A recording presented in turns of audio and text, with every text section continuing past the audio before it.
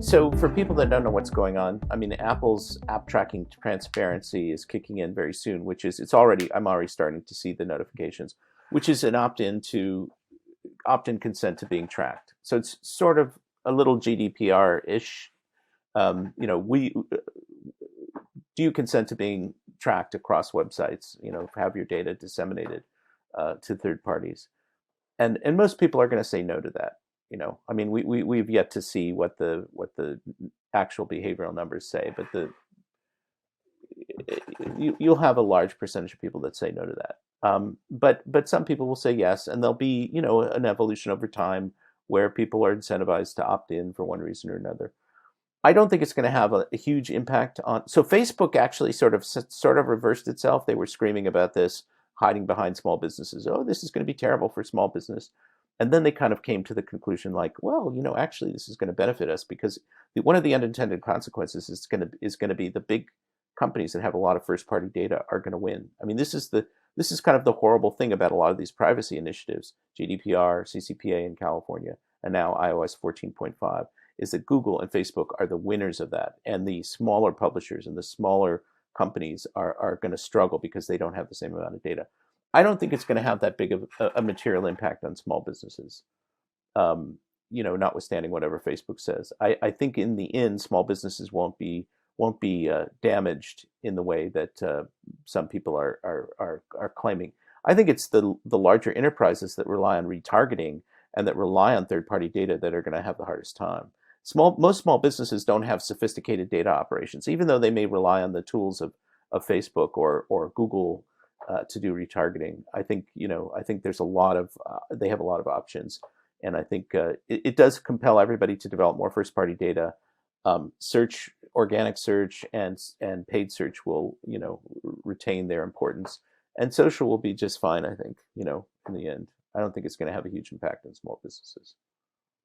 I mean, there's a lot longer privacy conversation we can have, but that's the short. I'm long-winded, but that's the short version of my very, very long-winded answer.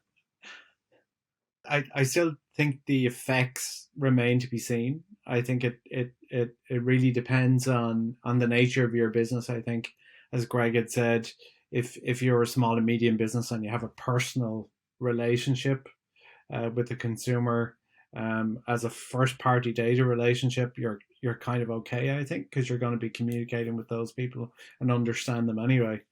It's acquiring those folks beyond that to develop a relationship with them that might be more challenging, but it's very early days, really. I also remarked on that note, that change on Facebook, and one of the recent comments I think last week was that Mark Zuckerberg felt it might drive more adoption of Facebook shops and Instagram shopping. So it might actually be good for their business in the long term. Yep. So they become essentially the shop. It's going to drive everybody to these into these big platforms, Amazon, Facebook, Google, that have that kind of data, that have the capacity to do all the targeting.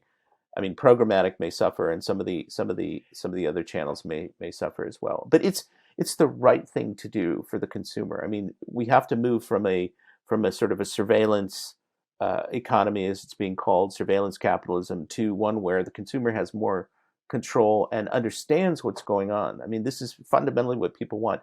If you tell me what you're going to use my data for, I'm often going to be fine with giving it to you. Sure. I will trust you. I'm happy to turn that over in exchange for some benefit or some perk of some kind. But it's exactly and I wonder what the experience would be like if you don't enter into that relationship. So what do you lose when you don't enter into that exchange? And will a consumer, arrive at a conclusion that the sacrifice of the data wasn't worth it really, or what they've lost wasn't worth the cost of the data, and they go back and revise that decision because everything is just generic? Maybe we go back to those kind of spray and pray spam emails that we all got because there's no targeting there anymore. So maybe I see a load of irrelevant advertising and messaging and go, well, actually, maybe I want to improve that. It is interesting. I turned off I've done that a couple of times. Completely the ad choices icon. Completely opted out to see what that experience was like. And I got a lot of pharmaceutical ads and Christian singles ads, which I'm not a Christian, but so it's people will prefer higher quality ads, yes, but they also want this other value, this other thing vindicated, which is their right to understand how their data is being used, and some level of respect and permission. They've not really been consulted in this whole process. There's been this sort of a hubris on the part of the industry about, well, we know what consumers want, and we know what's best for them, and they really don't. The challenge now will be education and educating people in very discrete moments, in very small spaces. It's going to be tricky. Yeah, actually, today I was shown a religious ad in my Facebook newsfeed, and I didn't understand why. So on the right hand side, I said, "Why am I seeing this ad?" Is actually one of the choices, and they were able to explain to me why I was in that targeting bucket. I'm still not quite sure how I qualified for a religious ad, but I think it was to do with my location and my age. So maybe as you get older, as you approach death, you're going to become more spiritual. Yeah. Well, you just hedge your bets, I guess, right? Yeah, that's the logic. But I thought it was interesting, and it's transparent. It's like, okay, you are in this targeting pool because of this and this. And this. I mean, to some degree, we'll see the return of contextual targeting.